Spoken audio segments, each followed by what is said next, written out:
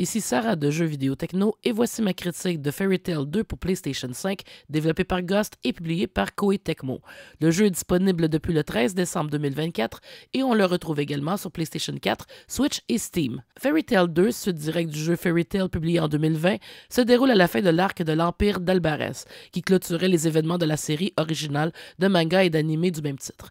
On y retrouve les membres de la guilde de Fairy Tail, dont Natsu et Lucy, qui lutteront pour protéger le royaume de Fiore contre les tentatives d'invasion par Zélef, l'empereur d'Albarès, ainsi que contre son équipe d'élite nommée les 12 de Spriggan, sans oublier Agnologia, le dragon noir. Jeu de rôle dont la mécanique de combat dynamique rappellera le système Active Time Battle qui avait fait la renommée de Final Fantasy, Fairy Tail 2 démontre l'expérience cumulée par Ghost au chapitre des jeux de rôle avec ses jeux de la série Atelier.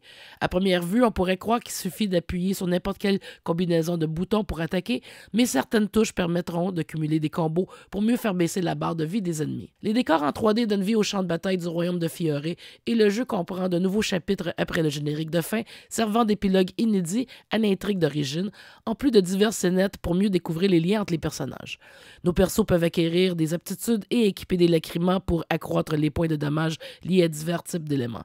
Malheureusement, il n'est pas possible d'obtenir et d'équiper des armes et armures particulières, ce qui diminue un peu l'intérêt de la chasse au trésor dans le jeu. Néanmoins, le jeu est très stable et on peut y jouer en français ou en anglais avec l'audio en japonais, ce qui pourrait décevoir les habitués des doublages en anglais. Chaque terme lié à un glossaire est surligné dans les dialogues, ce qui permet de mieux se familiariser avec les personnages si l'on est moins familier avec la série, d'autant plus que l'intrigue se situe en fin d'arc.